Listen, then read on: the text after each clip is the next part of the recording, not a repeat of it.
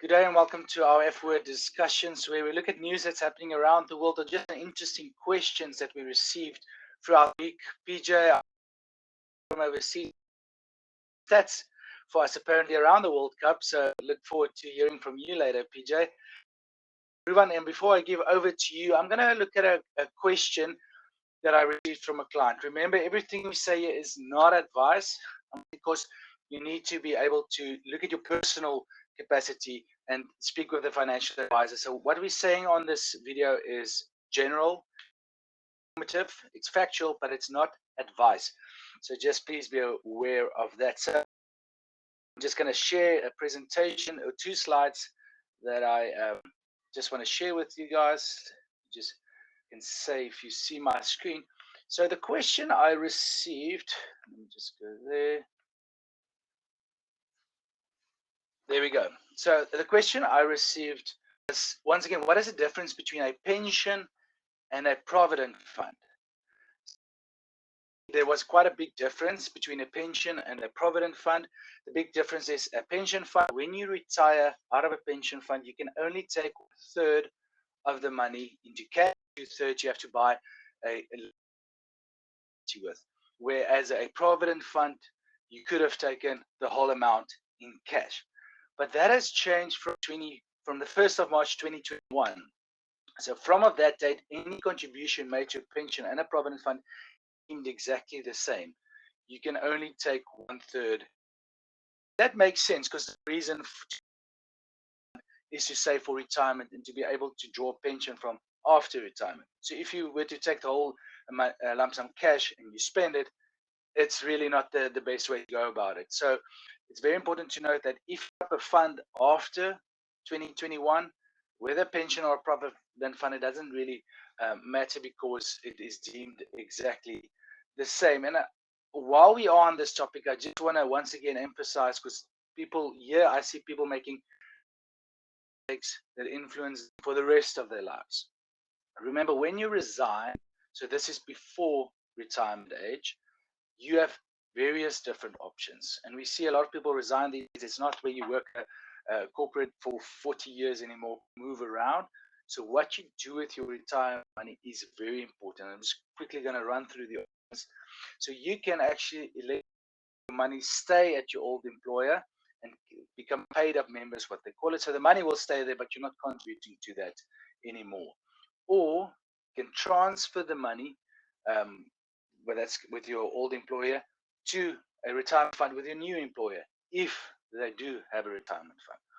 Or you can take that money with your old employer and move it to a retirement annuity in your own capacity. You can transfer it to a preservation in your own capacity. And or lastly, you can take a portion, a lump sum in cash. You're going to pay tax on that. The rest you can put into a retirement fund or preservation or retirement annuity. So there's various different options. It's very important to ask advice when you are in that stage, because what you do, what you decide is going to impact your situation going forward, not only at that stage, but going forward as well. So it's very important to make the right decision for tax reasons, but also for life after retirement as well.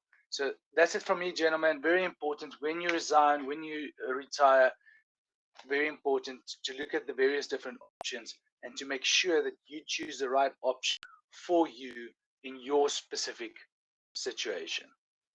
Well, most of us are close to retirement. Ruvan, you're not close to retirement. So what do you have for us this morning that you found out during last week? Thank you, Geo. So last week I spoke about PPS and the profit share. This week I'll speak about the annual benefit increase regarding PPS policies for PPS members. Year on year, consumer inflation is around 4. This is, of course, a product of rising costs of goods and services. Now, to keep up with inflation, insurance benefits may also escalate annually, and this is obviously to prevent an erosion in long-term value. It can also be effective in keeping in line with your income the needs obviously surrounding the ability to earn that income.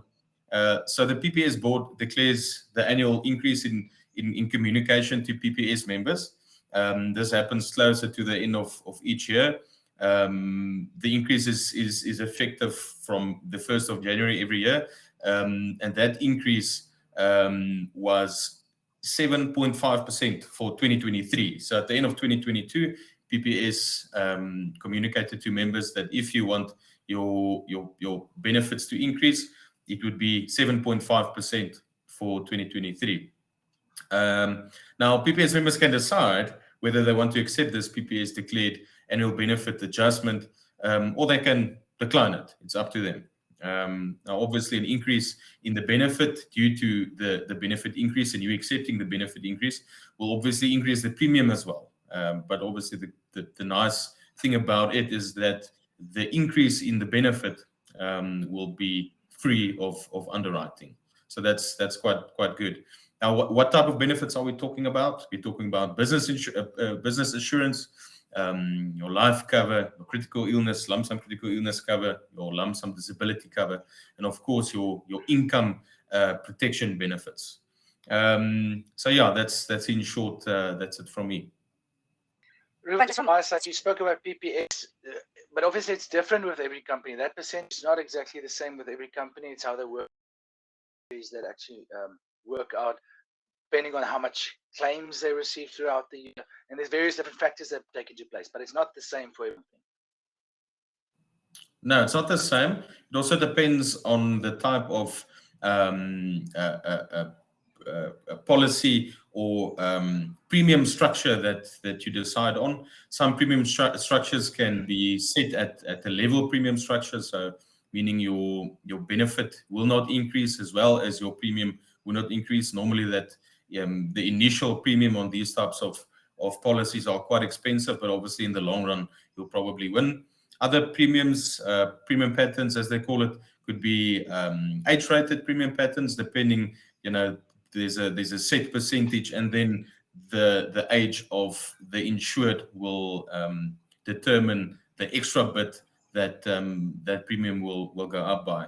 And once again, inflation is prevalent in South Africa, so you can't expect to pay the same for your benefits for the rest of your life. Unfortunately, everything needs to go up, even if it is a little bit. It definitely has to. And once again, the point is to keep up with inflation as well. If you look at critical illness, what do you use that capital for? You probably use it for medical expenses, and medical expenses do quite the prices increase every single year astronomically. So your premiums and your benefits will definitely need to increase to stay up to date with those costs. Thank you, Ruvan. That's very interesting. And you made an important point there before I give over to PJ is look at the premium pattern. There's different premium patterns that you can take out at the beginning. So when you do compare versus company B, make sure they are on the same premium pattern, because some of them might look cheaper now, but the escalation is a lot higher throughout your lifetime. So very important to just look at like for like quotations when you do.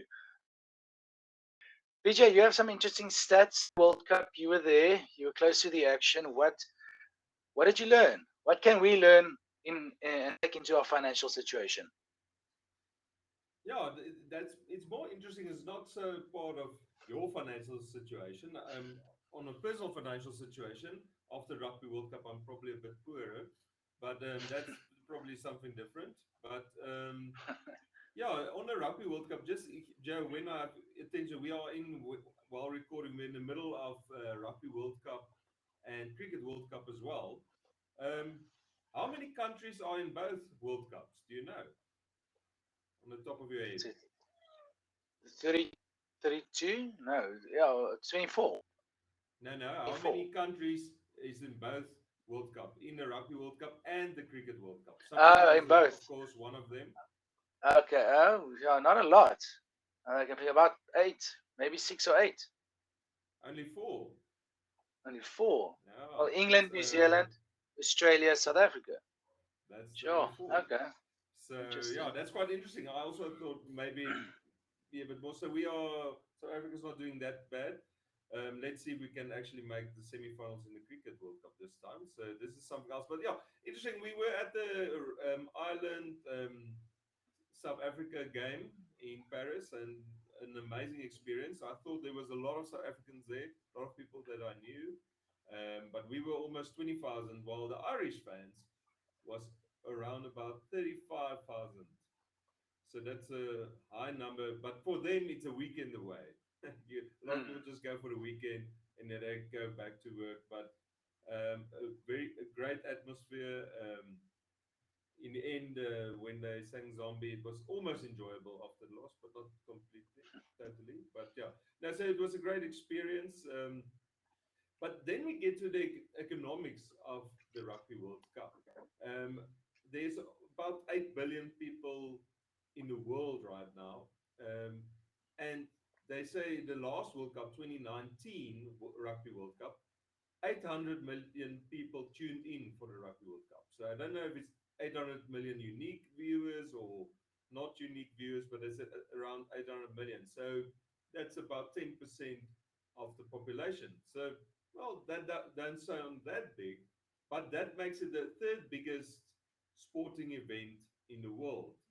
First off, it's it's the Summer Olympics and then the Soccer World Cup. It's for between sure. those two.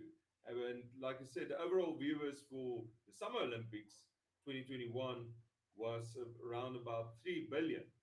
So that's why you can see it's quite Sure. big amount. And they said now back to the Rugby World Cup, about 2019, 49 million people tuned in for the final. Again, that's a quite big amount. And they say that contributed to Japan's economy around about $5 billion just to Sure. the economic activity in Japan. But now, when we look at the 2023 World Cup, they expect that just for the boost for the Paris region alone is 1.3, $1.6 billion that will be with all the tourists coming, and they're also ramping up for they have the Olympics next year, which of course helps France quite a bit.